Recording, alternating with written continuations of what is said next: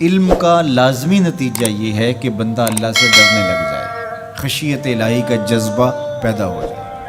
اور اگر علم حاصل کرنے کے باوجود بھی خشیت الہی پیدا نہیں ہوئی تو وہ علم نافع نہیں ہے۔ وہ علم معلومات کا ذخیرہ تو ہے، لیکن العلم نور فی قلب المومن، جو فرمایا گیا علم مومن کے سینے کا اجالا ہے، اس کے قلب کا نور ہے، اس کے باطن کی روشنی ہے۔ تو یہ وہ علم نہیں ہے جو اس کے من کا چراغاں ہو، جو اس کے اندر کی روشنی کا سبب ہو۔ تو وہ علم ہی نہیں ہے جو اللہ سے جوڑتا نہیں ہے، جو اللہ کی خشیت، اللہ کا خوف، اللہ کے احکامات پر عمل پیرا ہونے کا جذبہ نہیں دیتا ہے۔ تو کہا انما یخش اللہ من عبادہ العلماء۔ حضرت امام غزالی علیہ الرحمہ نے بڑی خوبصورت بات کی۔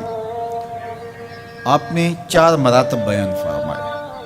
الناس کلہم موتا الا العلماء، تمام لوگ مردہ ہیں لیکن علماء زندہ ہیں۔ زندگی علم کے دم سے ہے، علم ہے تو زندگی ہے، علم نہیں ہے تو زمین پہ چلتا پھرتا، کھاتا پیتا، بیٹھتا اٹھتا، باتیں کرتا ہوا مردہ ہے۔ علم ہی حیات ہے، علم ہی زندگی ہے، علم ہی انسانیت کا جوہر ہے۔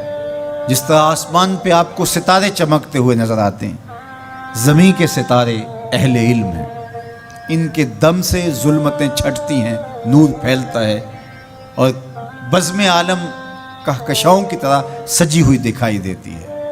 علم کے چراغ بجھ جائیں تو دنیا کے اوپر اندھیرا چھا جائے۔ تو زندگی کا سارا جمال علم کی وجہ سے ہے۔ زندگی علم ہے، جمال علم ہے، دنیا کا نور علم ہے۔ سارا چراغاں، ساری کہکشائیں، سارے اجالے، ساری روشنیاں، ساری کنادیل علم اور علماء کی وجہ سے ہی ہیں۔ تو فرمایا الناس کلہم موتا، لوگ مردہ ہیں الا العلماء، علماء زندہ ہیں۔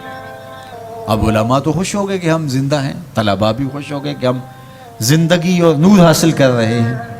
لیکن امام غزالی نے دوسری بات کی، والعلماء کلہم نیام الا العاملین، علماء سوئے ہوئے ہیں، جاگتے وہ ہیں جو اپنے علم پہ عمل بھی کرتے ہیں۔ جو نیند ہے، النوم اخت الموت، یہ موت کی بہن ہے۔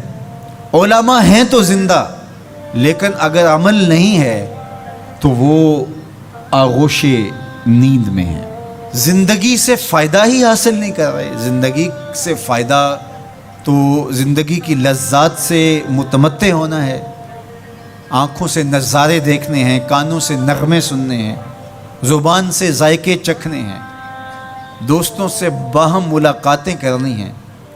تو جب بندہ زندہ ہوگا تو یہ سب کچھ ہوگا، اور اگر زندہ ہے لیکن سویا ہوا ہے، بے ہوش ہے، کومے میں پڑا ہوا ہے، تو پھر وہ یہ سب کچھ حاصل نہیں کر پاتا۔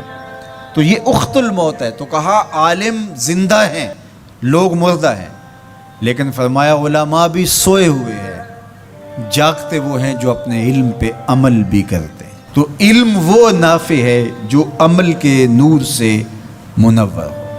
امام غزالی نے تیسری بات ارشاد فرمائی، والعاملون کلہم فی خسران الا المخلصین، سارے عمل کرنے والے بھی خسارے میں ہیں، گھاٹے میں ہیں، لیکن خسارے سے بچے وہ ہیں جو عمل محض اللہ کی رضا کے لیے کرتے ہیں۔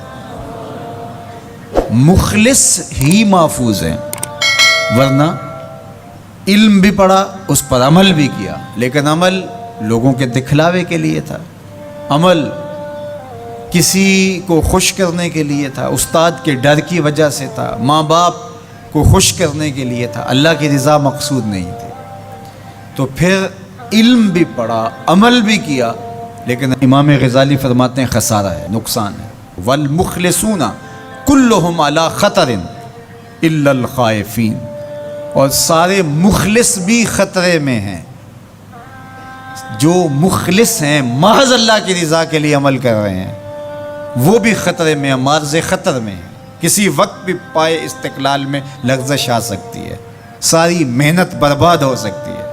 کیتی کتری پئی کھو محمد تے سکہ بنیا زردہ، ہمارا تو حال یہ ہے کہ ہم بد عمل ہوں، زندگی خواہشات اور آرزوؤں کے ہجوم میں بسر کر رہے ہوں، اور جنت کے ہم ٹھیکیدار بنے ہوئے ہوتے ہیں. ہم کہتے ہیں کہ بس ہم تو سیدھے جنت میں جائیں گے. حجبت الجنت بالمکارہ وحجبت النار بالشہوات.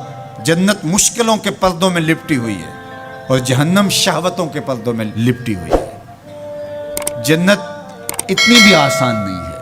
تو کہا کہ والمخلصون کلہم علی خطر، ہر مخلص بھی خطرے میں ہے، لیکن الا الخائفین، جن کے سینے میں خشیت الہی ہے، خوف خدا ہے، وہ خطرے سے بچ